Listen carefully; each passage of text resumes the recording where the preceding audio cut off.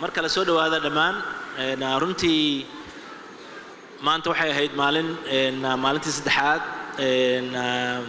shirka STEM uu ka qabsoomay magaalada Muqdisho runtii macluumaad badan iyo maaragtay afkaar kala duwan lagu soo bandhigay dad badan oo kala duwan ay ka qayb galeen translation ma jira oo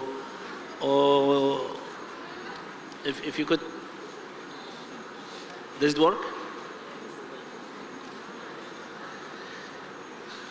Can you hear me now? Can you hear me? May maqlaysaa? Okay. And dabcan saddex maalin oo laga hadlay STEM, laga hadlay TVET, laga hadlay health, laga hadlay youth employment, laga hadlay development, laga hadlay waxyaabo badan oo kala duwan. runtii waxay muujinaysaa in shirkan uu isu keenay aqoon-yahano iyo waxgarad iyo arday iyo maaragtay mutacalimiin raba in Soomaaliya ay hor u kacdo oo ay gaarto heerka aqoon iyo heerka maaragtay development adduunka gaaray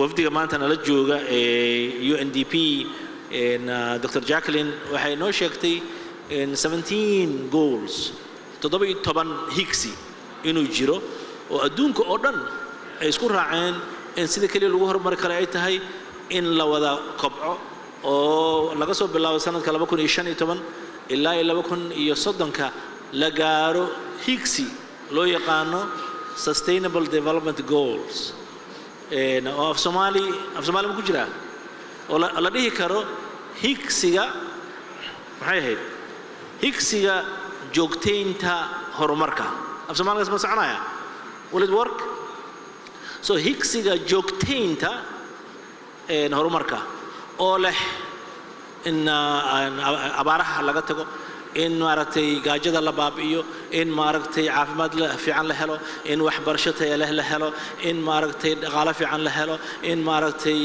nabadgelyo la helo in maaragtay yani 17 arrin oo keeni karto markii la isugu wada tago in dalkaas uu horumar gaarayo waxa la marayaa hadda sanadkii 2022 meeqa sano ayaa ka haray higsiga 8 sano soo su'aasha noo taala waxay tahay 7 sano hore maxaa noo qabsoomay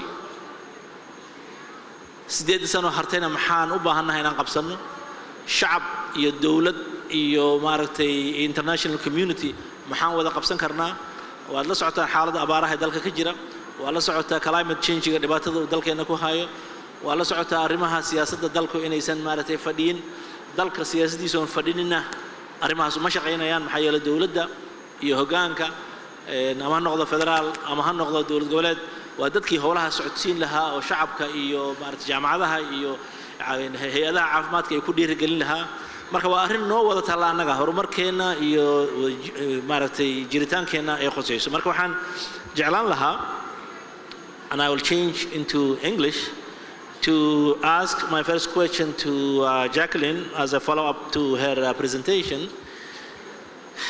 With all the challenges, politics and other social issues facing Somalia, what is your impression of what has happened in the last 7 years of the 15-year development goals? Has Somalia, as a people, as government, as institutions, with international community support, pushing the attainment of these goals?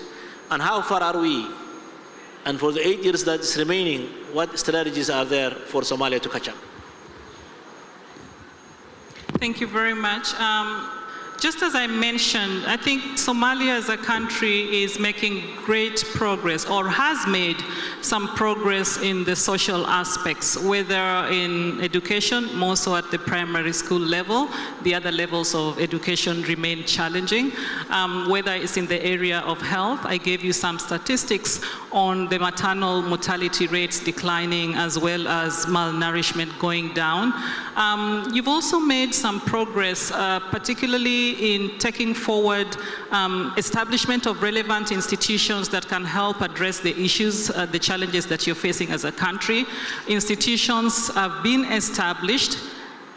Together with the partners, great efforts have been made to build the capacity of those institutions, to put in place the relevant systems that can enable the country move forward towards achieving the SDGs. However, again, as I mentioned, progress on the economic aspects, whether it's environmental related, natural resource utilization, and others, have not been as great. As a matter of fact, what you mentioned in your opening remarks, Your Excellency, is the fact that we are now facing drought as a country.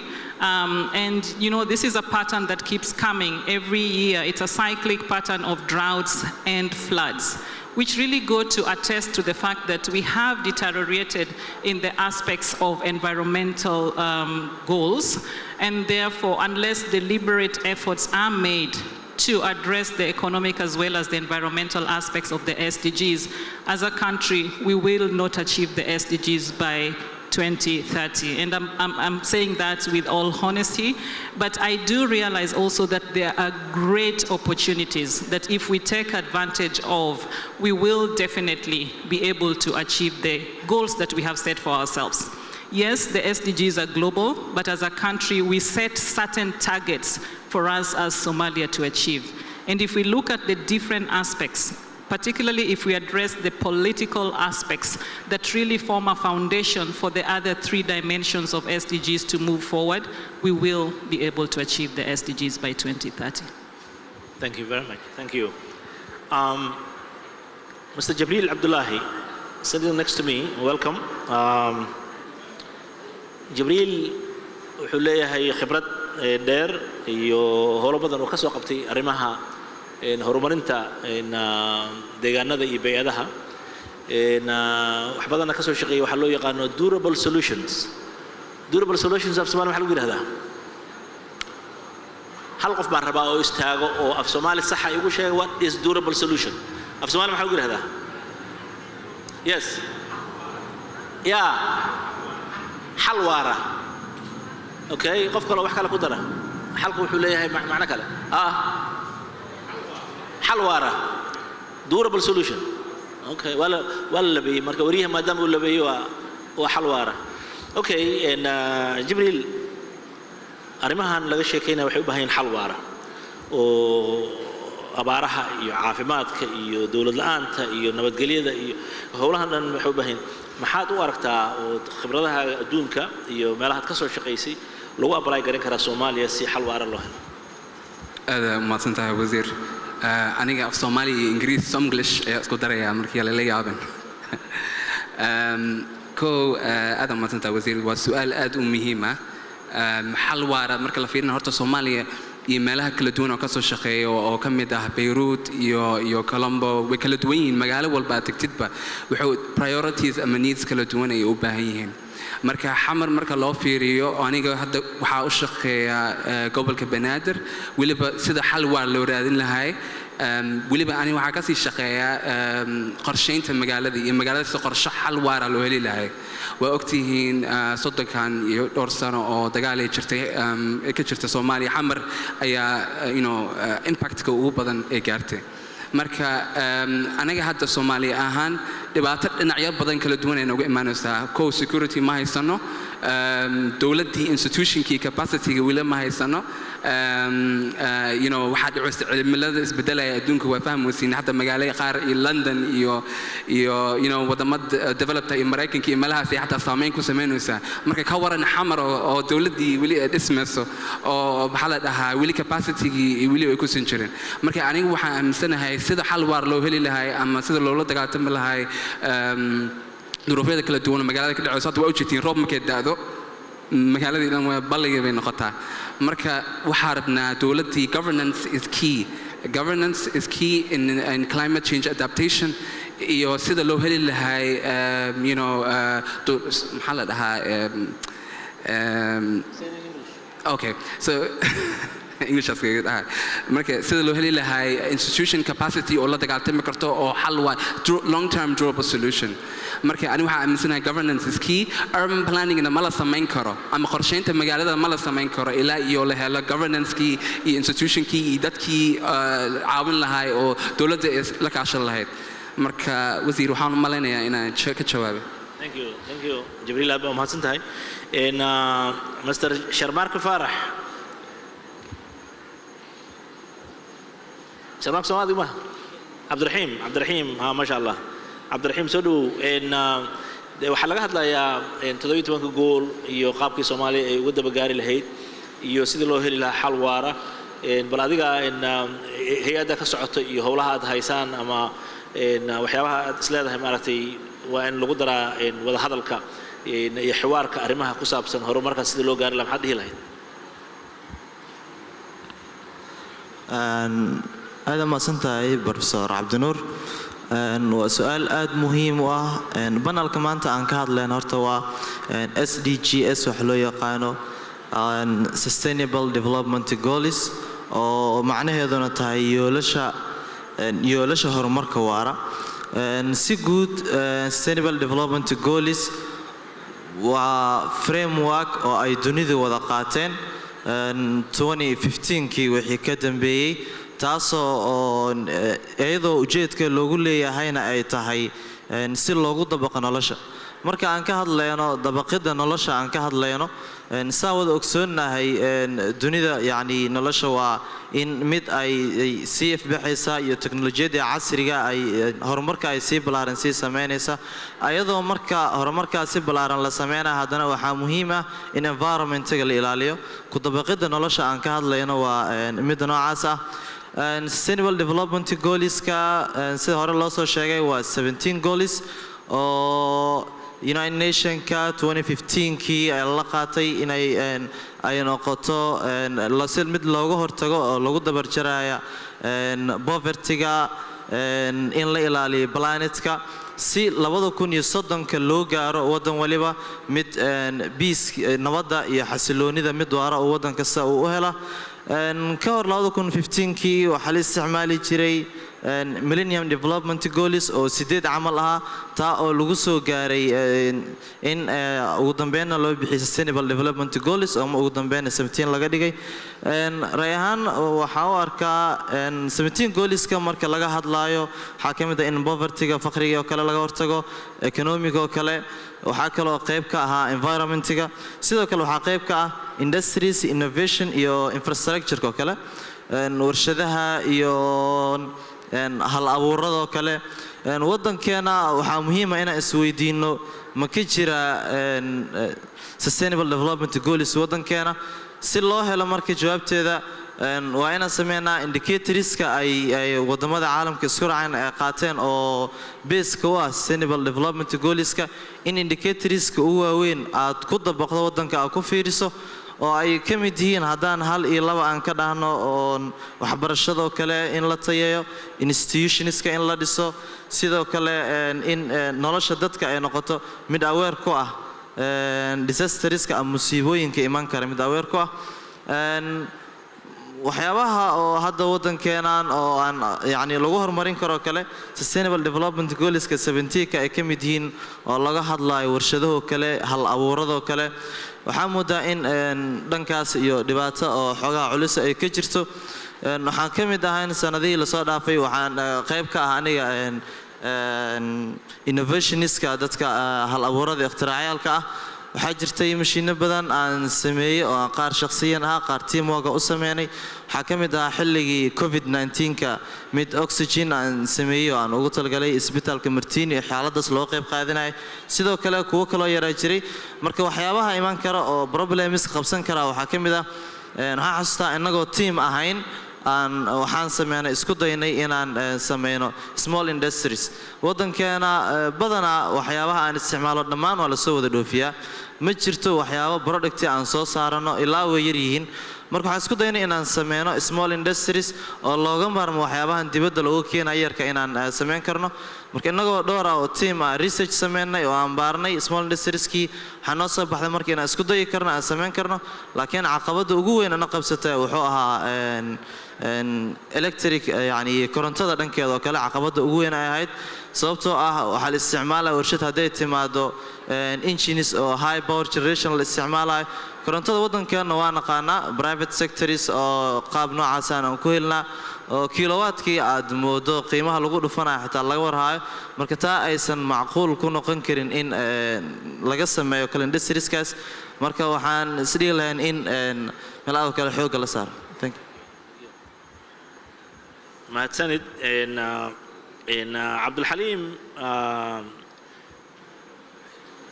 Mr. عبد الحليم as a member of Somali STEM Society leadership in Somaliland, Somalia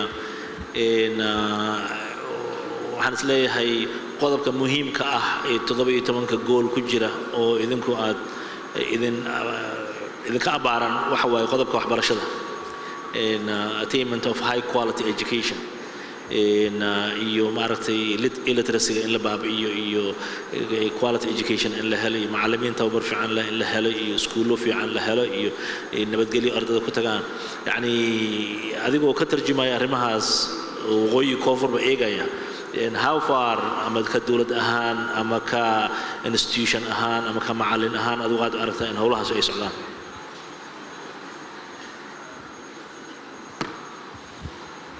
بسم الله الرحمن الرحيم دمان وسلام يا دتك اسكوغي يمي هالكن قodobka koowaad anigu aan isleeyahay sustainable development goals lagu hayn karo ama lagu gaari karo waa education weeyaan hadda waxbarashadii waxa laga dhigay marka baad moodaa business markaan ka soo bilowno qof walba iskuul buu furayaa jaamacadaha la furayaa tayadoodii lama yaqaano waxbarashadii basically halka marka laga eego kow way ka dhimatay meesha kale ee loo sii dhintay hadeer waa ilmihii iskuulka markuu yimaado gurigii waxba kala mu imaninba inteenay wax kala gaari ilmihii yaraa markuu gurigii ka yimaado oo iskuulka uu yimaado manhajka hagaya ee uu qaadanayo uguma jirto tusaale ahaan maadooyin badan oo tarbiyad ah automatically waxa markiiba loo bilaabaa science xisaab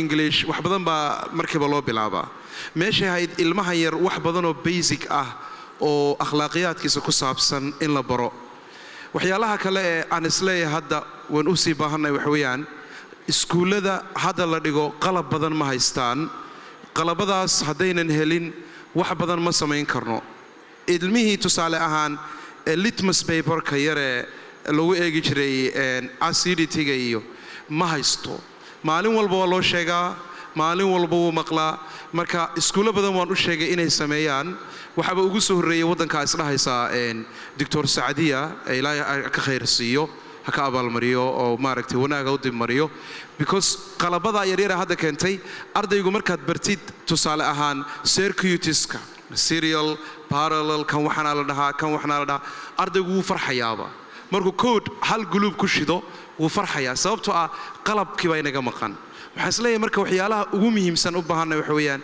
in qalab la helo qodobka saddexaad waxa weeyaan luqadii wax lagu baranayay ardaydii af ingiriisigii waxaa moodaa in levelka hoos soo dhacayo wuxuuna ugu soo dhacayaa waxa weeyaan manaahijtii oo aan midaysnayn wixii oo aan isu geysnayn oo aan arday soo saaraynin marka kow xiisada marka la dhigayo waa in la isweydiiyaa objectiviska uu soo saarayo objectivism class kuma lahaba macallinku objectivism sito wuxuu soo saarayana mista laga yaabaa buugu ardayga u akhrinaya bari assignments buu weydiinaya waxyaalaha kale aan u baahanahay aanan ku darno waxweeyaan in ardayga la weydiiyo inuu isagu wax soo sameeyo la yidhaahdo waxaad uga fikirtaa qaab ka duwan different ways ka fikir looma diro ardayga macallin baan maalin marka weydiiyey hal su'aal ah xisaab wuxuu noo dhigay quadratic equation ka taqaanaan quadratic equation markaan dhiganay waxaan weydiiyay macallin sidan si aan ahayn haddaan solution kuugu keeno ka waran wuxuu yidhi wataasaa la dejiyay taa raac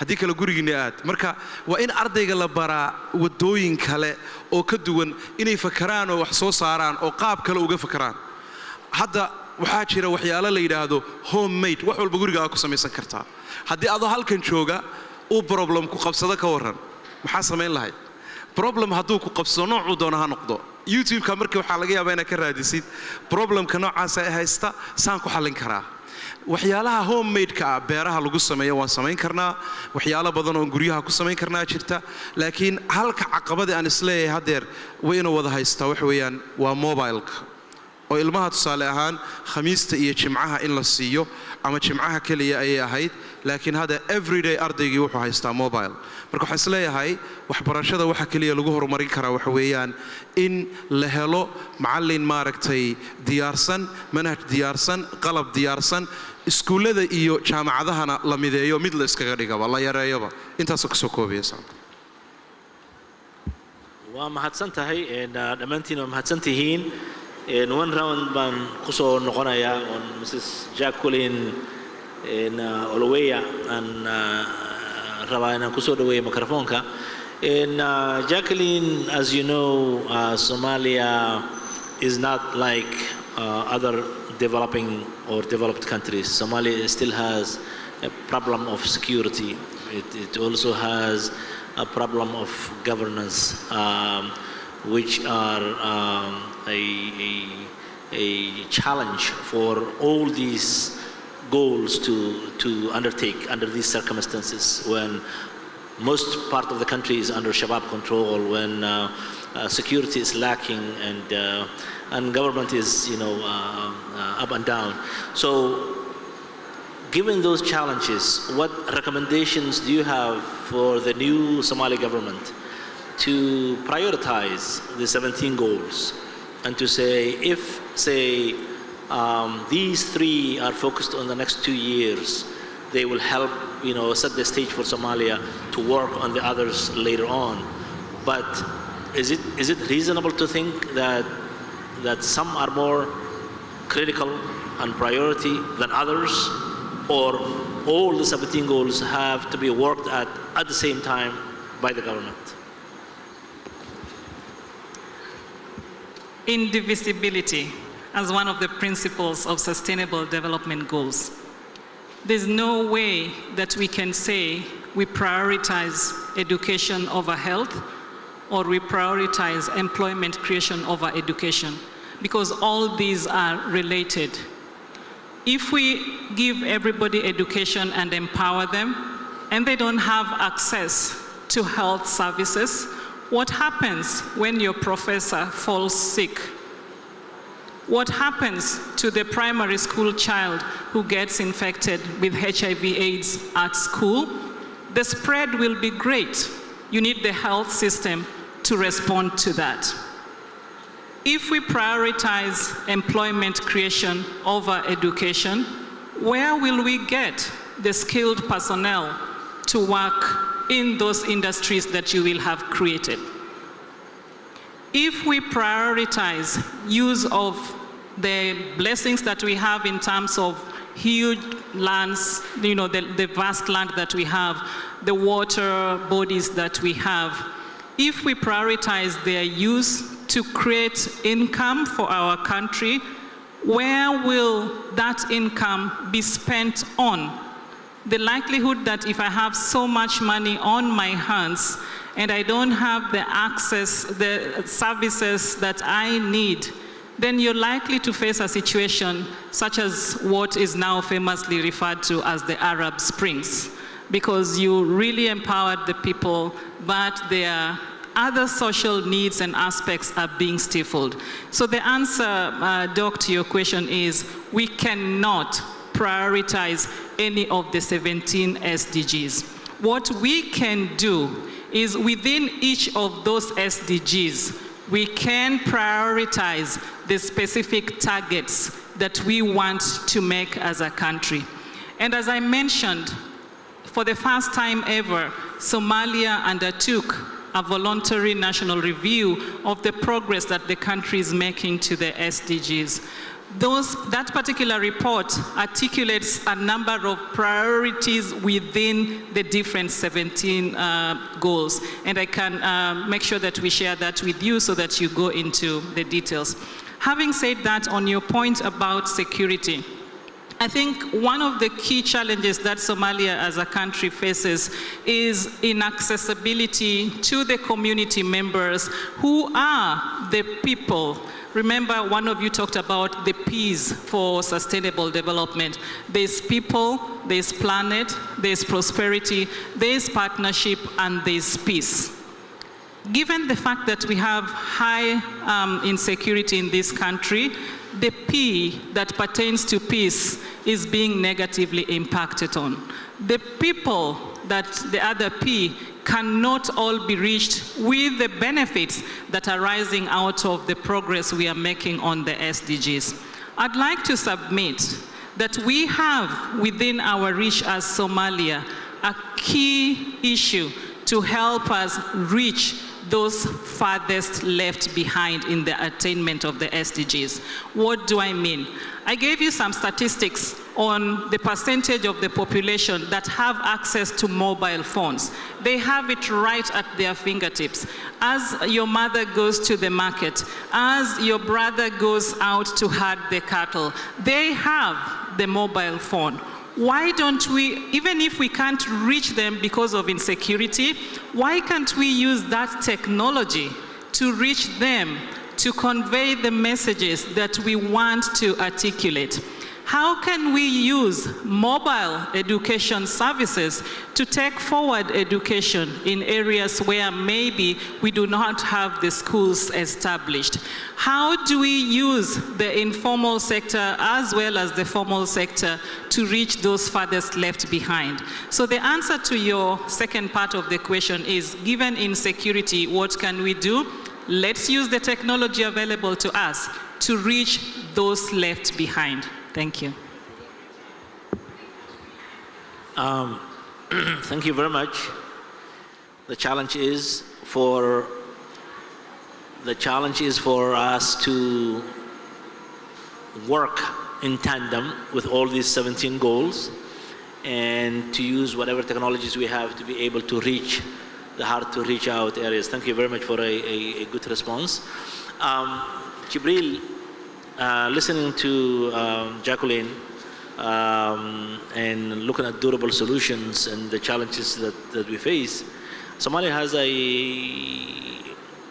challenge, a major challenge to reach that. And how do we sideen ku gaarsiinaa in meelaha aysan waxbarashada gaarin, meelaha aysan caafimaadku gaarin, meelaha ay shabaabku haystaan, yani sidee macquul ku tahay in arrimahan inta laga dabageeyo oo technology loo isticmaalo oo maaragtay ay ka soo qayb galaan? Yani waxaan u baahanahay lafteena perspective Soomaali ah oo ra'yigaasi ra'yi ku darsan kara. Maxay kula muuqataa? aad u mahadsantahay. waa su'aal aad u muhiim ah. horta technology waa aragteen sida oo ambassadorka safiirka hadda oo Shiinaha sida ugu hadlayay wadanka sida u horumarsiisay wadanka development weyn ee gaarsiisay. hadda waxay tahay wadanka adduunka labaad oo dhaqaalaha ugu weyn. marka wallahi fursad badan aan jirto marka loo fiiriyo dhanka oo STEM. aniga shakhsi ahaan waxaa ka hadli karaa dhanka oo urban planning ama durable solutions. aniga hadda gobolka markaa ka shaqeynaya waxaa ahay halka qof keliya oo urban planning ama qorsheynta magaalada. waa magaalo 3 milyan oo qof ah. marka waa imagine garay kartaa the situation in other towns and cities. inshallah waxaa ka imaaday Kurceel iyo Dhuusamareeb iyo Gaalkacyo iyo meelahaas inaan tagay. marka waa arkay duruufaha dhibaatada ka jirto. marka technology hadda aad ayaa si fiican loo isticmaalaa, way horumartay. Soomaaliyana hadda waxaa lagu jiraa xilli oo dhalinyarada aad ay technology u isticmaalaan. waana arkay engineering marka loo fiiriyo, urban planning marka loo fiiriyo. aniga waxaa isticmaalay GIS ama wax la dhaho Geographical Information System. waa technology oo adduunka hadda horumarsiinaya sida oo loola dagaaltami lahaa cimilada isbedelaya. So GIS waa mapping sida marka soo koobiyo sida mappingka loo sameeyo area wuxuu ku muujinaa area ee disasterka iyo problemka ay ka jiraan. maxaa la dhahaa markii tusaale ay dhacdo flood ama biyo oo roobka markay maaragtay urban flash flood waxaa sameyn kartaa mapping of areas of priorities ay ka jiraan right sida aad u samaysid qorsho long lasting ama durable solutions ama xal waara sida aad ugu hortagi lahayd all of these things technology guys hadda weli Somalia zaid uma aysan soo galin weliba gobolka Banaadir laakiin waa wax oo anaga arabno ina si fiican u sii fulino sida cuz ma soconayso sanad walba roob bay dhacaysa marka sidee anagu u hortagi karnaa sida maxaa qaban karnaa sida oo aan u hortagno technology marka taas aad ay muhiim u tahay marka loo isticmaalayo dhanka kale marka oo waxaan u maleynayaa Jacqueline kasto yarna ka hadashay dhalinyarada iyo dhiirigelinta iswaal iyo social media everybody had telephone way haystaan marka that can also contribute hadda waaba aragteen hormuud ba halkan joogay EVC iyo development-ki iyo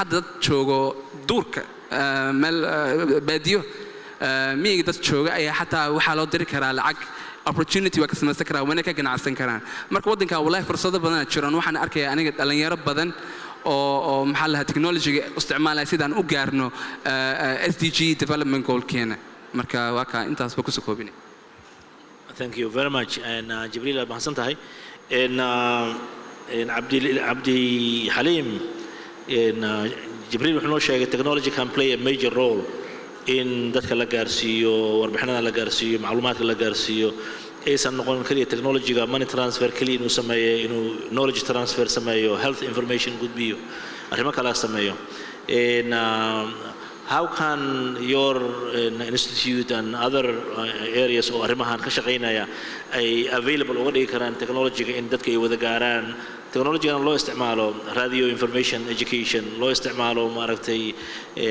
other maaragtay information sharing oo dadku aysan lahayn barriers kan magaalada ku nool iyo kan miyiga ku noolba ay helaan equal access to information and knowledge anu waxaan isleeyahay labada qodob kaliya muhiim ah inaga gaarsiin karnaa haddii dawladdu gaarsiin kari weyday inaga gaarsiin karna bari dhaweyto waxaan sameeyey barnaamij dadka tuulooyinka jooga macallimiin nin dhalinyar ah oo wax aad u bartay ayaa wuxuu aad igula taliyay inaan computer ururino marka waxaan ku anu hadda chance uma hayo adu soo ururi ana training ka siinaya computer ururiyay 6 degmo ilaa 7 degmo computer ururiyay tuulooyin ah waa la geeyay solar buu ku xidhay solar buu u saaray maaragtay computeradii anana macallimiinta u train gareynaa magaaladu keena macallimiinta u train gareynaa halkan ma aha laakiin waxa isleeyahay Soomaaliya oo dhan marka la eego xataa magaalooyinka waaweyn bay hooseysaa technology marka la eego caafimaadku marka la eego because qof kasta oo wax bartay ma doonayo inuu tuulo aado dadkeennina waxay ku baahsan yihiin baadiyaha iyo tuulooyinka qaar meelo badan waxaa ka jira ammaan la'aan meelo badan caqabado badan baa ka jiraan loo tagi karin laakiin qodobka ugu muhiimsan waxa weeyaan inagoo shacab ah baa geyn karnaa tusaale ahaan ninka doctorka ah ee magaalada ka shaqeeya 3 bilood ama bil ama 2 week kaliya soo jooga baadiyaha hal tuulaha ka soo shaqeeyo fasaxa xilligan ay 3 bilood macallimiinta jaamacadaha kale nin walba hal yiraahdo magaaladaadii tag maxaa qabatay activity-ga dheeraad ah waa in lagu daraa jaamacadaha iyo iskuulada wax la yiraahdo social activity waa in la yiraahdaa maxaa volunteer u qabatay sanadkan haddii laga waayo wuxuu volunteer u qabtay waa in salary-ga laga dhimaa haddii because waa idinka arkay wadamada marka scholarship hadda ka codsataan hadda waxaa jiray Soomaalida scholarship baan Turkiga u aadnay week walba jaamacadda markaan dhiganayno waxaan u iman jiray nimanka haysta dawladda hoose local councilka wayna kaxayaan waxaan war anaga waddankiina maxaa naga galay waxa la dhageysta waxa iska raaf soo baxa waxaan dhirayn jirnay magaalada waxaan sameyn jirnay afforestation waan kaymayn jirnay wuxuu noqday waddankii dhan wada cagaar inagu markaas aan wax u gaarsiin karnaa waxa weeyaan waa in lagu la xisaabtamaa qof walba oo bulshada ka mid ah wax uu volunteernimo ku qabtay anaga waxaan doonaa qof walba aniga inteeda yar baa cunaya nina ma aqaani gurigaaga hortiisa geed ka beeri maysid nina ma taqaanid saadaradeed waxa kalinimadii baa badatay marka anu waxa isleeyahay wax walba sidan bilaa dawlad baa lagu soo gaaray waa soo rafaadnay had dawlad baa haysanaa laakiin waxa lagu gaari karaa wax walba in inagu aan xil isi saarno masaakiinta lacagu ururino hal tusaalo fudud baan siinaya haddii inteena hadda halka fadhida waa 250 meelaha marka la qiyaaso hoolku weyn yahay 200 ka soo qaad min $10 aan bixina min $5 nagu qora 5 times 200 waa imis $1000 weeyaan imisa computer baa iibin karnaa marka computer ka soo qaad inuu 150 yahay ma in badan wax badan baan iibin karnaa marka soo waxay ka bilaabataa hoosteena inagaan meel kala gaadhin intaas ku soo koobaya assalaamu calaykum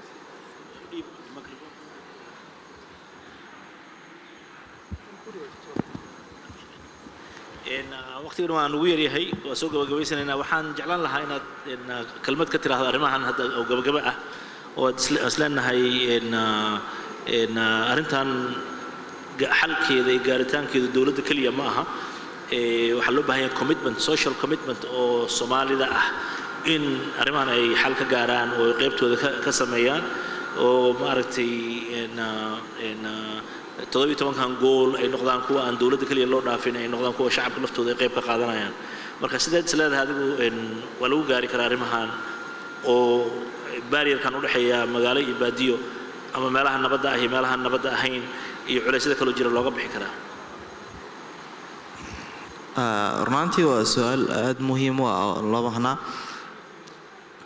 waxaan sidii karaa horta waxaan aad u xoojinaa fikradda injineer Cabdixaliim oo ah in iskaashi wax lagu gaari karo oo in dawladdii iyo shacabkii iskaashi noocaas in la helo waxa ugu fudud oo yani gaarsiin kara horta waa governmentalka dawladdii in ayadii si fudud ay ku gaarsiin karto sababtoo ah wadooyin fudud oo ayada u heli karta jiraan laakiin kaliya dawladda kaliya ma ahan haddii ayadii laga waayana maxaa xal oo kale la sameeyaa oo miska dayna oo miska dhaafna marka waxaan isdhihi karnaa kow waxa ugu horeeya oo lagu gaarsiin karaa iskaashi in shacabkii dawladdii iskaashadaan oo lagu heli karo haddii xagga laga waayana in shacabkii ayagana isxilqaamaan oo ayaga dhankoodaasba ay yani ka bilaabaan olaha waxaan ogsoonahay teknolojiyad iyo casri intaan dhaafsiisan oo yani oo halka aan gaarsiisnayn oo ololihii afka Soomaaliga miyigiisii lagu gaarsiiyay waan ka warhaynaa marka xilliga adag oo lagu jiray oo heerka la gaarsiiyay maanta heerka aan taaganahay waxaan aaminsanahay in si ka fudud yani ay ka fududahay in bulshada isgaarsiin qaab nooca u sameeyso jawaabteeda guud waxaan ku soo kaabin lahaa iskaashi shacabkii dawladda ay helaan hadii xagga laga waayana in shacabku ayaguna qaab nooca ay ku sameeyaan Thank you very much and waqtigu nagu yar awgiisa we will take one question from the audience and hal su'aal marka walaalkaas bal magacaaga noo sheeg istaag su'aashana weydii insha Allah Bismillah assalamu alaykum wa rahmatullahi wa barakatuh Your Excellency thank you I'll have one question for Jacqueline and my name's Mohammed Naik from Office of the Prime Minister Jacqueline I want to ask you about we talked about the sustainable goals how can be achieved my brother Jabril also discussed on the solutions and durable solutions a country and a government that's aid independent. When I say aid independent is 80% we depend on aid that comes to the country and we know how aid effectiveness is this country. How can these sustainable goals be achieved on this aid independent? Sometimes we talked about prioritizations. We don't have the say to prioritize sectors on all these aids sometimes that come to the country goes to different directions. So my question is, how can aid be effectiveness in a country that's developing now? Thank you very much. Jacqueline, the floor is yours. Hamed, thank you for that very good question. I would answer it in two different aspects. One is go back to one of the key principles of universality. That the SDGs, unlike the MDGs, which my colleague here spoke about earlier, are universal. They are applicable to the North as they are applicable to the South. They are applicable to the donor countries as they are applicable to the aid-dependent countries, such as Somalia that you've talked about. What then is the difference? Or coming back to your question, how then does a country such as Somalia, which is aid-dependent, move towards achieving the SDGs? Yes, we say that we have 17 sustainable development goals, but each country is supposed to identify the national targets under each of the 17 goals that they aspire to achieve. So what is expected of my country, Kenya, in goal on education is not the same thing that is expected of Somalia because of where the two countries are when we started the Sustainable Development Goals. So you have only yourself to compete with as a country. You're not competing with anybody else, even though it's universal that is affecting everyone. So the starting point then is, how does Somalia define the national targets across all the 17 the SDGs that are universal to all of us? Once you define that, then the other P that I talked about, remember I said there were 5 Ps. There was the people, there was the prosperity. Can somebody remind me of the others? Peace. Aha, people were not listening to the teacher. Teachers don't get very happy about that. There's the planet, and then there's the partnership. Now the partnership comes back to the core of your question. Because of the universality, because of the commitment that as United Nations member states we agreed to, the onus is on every country to contribute, to support the national targets defined by the specific countries. You may recall that at the outset of the SDGs, there was an agreement on how much overseas development assistance, ODA, each of the countries was supposed to contribute in support of the attainment of the SDGs in the countries in the South. That commitment has been honored by so many of the partner UN member states, but not by all. So it is not the fault of Somalia to be aid dependent. It's basically the commitment that we made that depending on the national targets you set, depending on where you're starting from, it is the onus of all of us to support each other to achieve those goals. But let me answer to the second part of your question. How then does Somalia move away from the aid dependency to sustainability, not only of the goals, but of everything else as a country? And to me, in that response is, you can adapt a phased-out approach to the support you get as you move towards the SDGs. You can agree as a country on where you want to be in 2025 and then 2030. So phased-out approach is one of the things that I would like to talk about. The other thing that I would like to talk about is what I mentioned earlier. The environment in which you yourselves as a country create for yourselves, whether to enable the private sector to thrive, whether to enable the civil society to thrive, to enable peace to prevail so that you can enhance your economic growth, is really dependent on yourselves.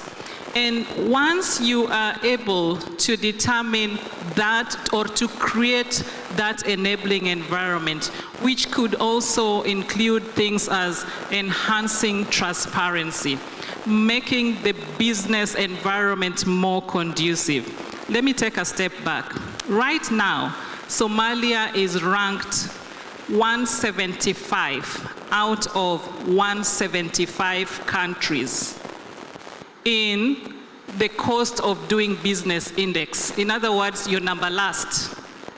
So there's no way you'd expect key private investors to want to come in. There's no way the local private sector can thrive when the index of doing business is not in their favor. And that therefore would mean that you will continue to be dependent on external aid as opposed to creating that enabling environment that will let you grow economically, that will let you generate revenue through tax collection, that will enable you create the environment. So the other thing I would say is that environment is important to enhance revenue, to propel economic growth, to bring in partnership. And it is only through that, as well as through enhancing peace, the question about security, that you will be able to move away from the dependency to self-reliance. I hope I've answered your question. Thank you very much. Ahmed has a comment, but we'd like to conclude the session. If you have a microphone. We can hear you, Ahmed, if you raise your voice, unless the microphone is coming close to you. Yes.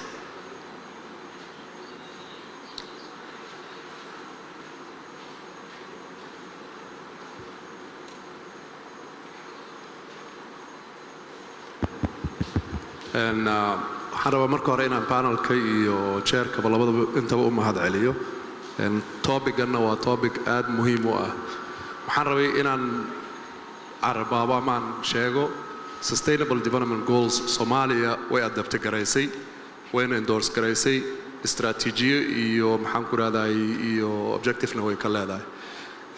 waxay haddaan dib u laabtay Sustainable Development Goals-ka, unlike the Millennium Development Goals-ki, waa country centric waa basically oo wuxuu ku salaysan yahay wadanku waxa uu u arka priorities iyo sida uu rabo inuu u fuliyo. meesha Millennium Development Goals-ka uu ahaan jiray maaragtay global iyo one kind of like one size fits all. tan marka Soomaaliya waxaa lagu cabiray Sustainable Development Goals-ka iyo heerka Soomaaliya ay rabto inay ka gaarto waxaa lagu cadeeyay National Development Plan-ka ku caddahay oo in line la ah Sustainable Development Goals-ka iyo maaragtay heerka ay rabto Soomaaliya inay ka gaarto. waxaan rabaa marka inaan dib ugu laabto Jacqueline su'aashii jawaabteedii ahayd in Soomaaliya ay hadda kaga jirto for example ease of doing business-ka wadanka 175 inay uga jirto.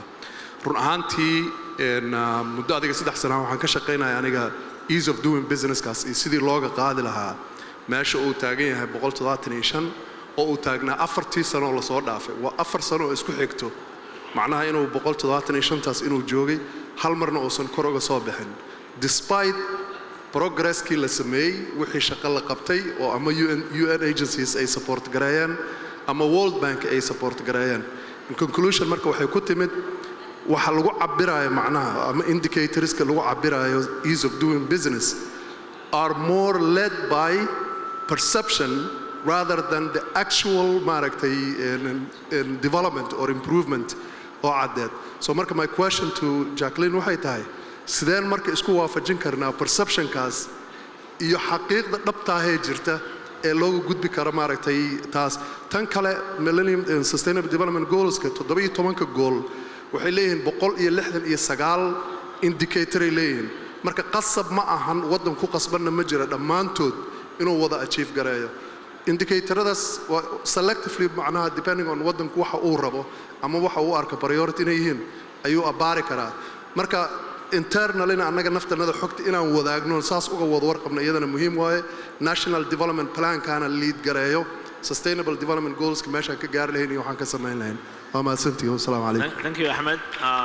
Jacqueline, if I may add to Ahmed's commentary and question, one of the challenges Somalia faces is that the perception that Somalia is a no-go zone. There's a perception that says Somalia is a violent country. There's a perception that says Somalia is a corrupt society, always on the bottom of the scale. And now the ease of doing business is there. But Ahmed's question is, however we have done any, progress towards improving it, the standards are not changing, and we're not moving up. How do we work towards moving from 175 to say 174 to give us the encouragement that we need to say that we have done something towards the goal? There are several questions. You can hear me, right? There are several multiple and very complex questions to the points you've raised as also what you've raised. How do we move from 175 to 174 or even bigger, higher up the ranking? My answer, again, will go back to a few things. The environment. And not the natural environment. I mean the conducive environment that you talked about. We need to recognize a few things. That Somalia, over the last, I think it was 4 years when I last looked at the report, has put in place several policies and frameworks that respond to challenges in the business environment. I don't think those are known out there as much as they are known to some of us. So like, I know I've read that policy, but I don't know if people in this room have read that policy. And I may not be the advocate out there. It is yourselves to talk about the progress that you've made, to highlight, it's the government's role to highlight the policy frameworks that they have developed to create that enabling environment, the various legal frameworks that have been put in place, the establishment of such an institution as SomInvest, for example, the progress that the National Commerce, Chamber of Commerce is making in that regard, the great progress that I mentioned in terms of internet connectivity and therefore accessibility. I had to do that research. I don't know how many people would be interested to do that research.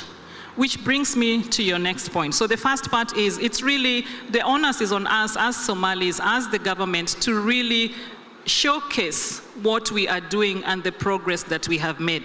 Coming back to your point about Somalia's image out there, I think I'll also challenge you, and I'll challenge the media in this room.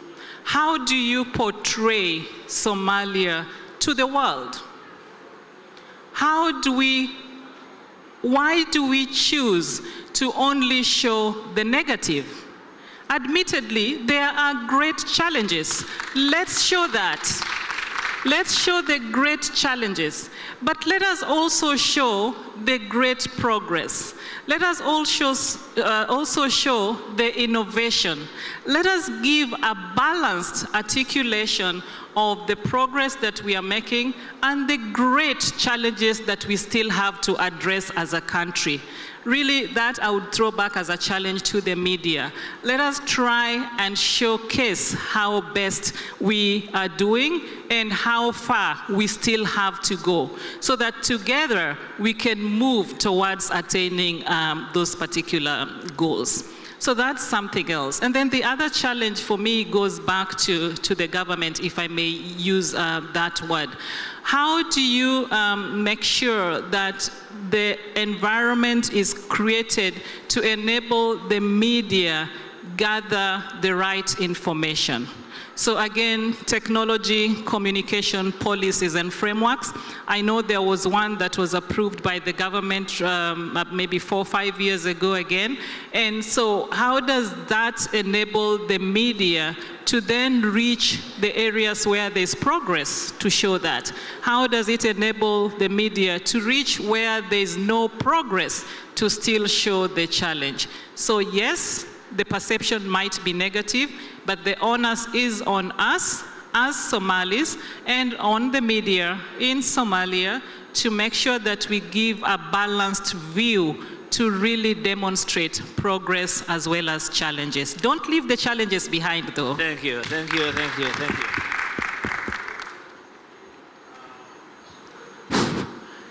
Jackie, thank you. To all the panelists, thank you. This was very enlightening and educating panel. So maha panel maanta wax fiican laga bartay. To make Yasmin, her other name in Somalia, happy, and to make sure that we have learned the lessons today, we'll go back to where we started. Tell me, what are the 3 main principles of STEM?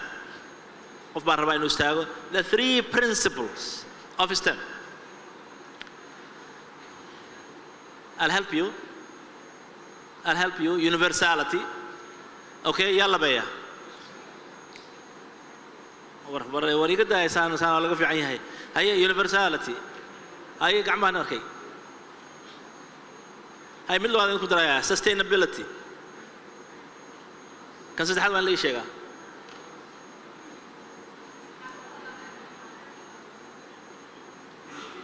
I can't hear you.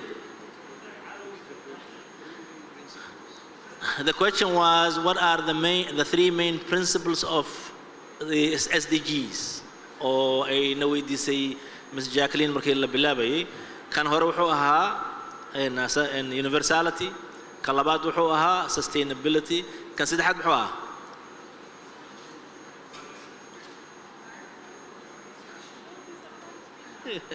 Jackie, can you repeat again? Yes. Environment? No, it has to rhyme with sustainability. in universality, and it will have to rhyme. It's very encompassing, universal. Jackie, what was the third one? Indivisibility. Indivisibility. It's the SDGs, you cannot choose one over the other. They are indivisible, or they are integrated. Okay, let's all say it together. Universality. Universality. Sustainability. Indivisibility. With that, I want to thank my panelists for a wonderful session. I think Somalia has a long ways to go.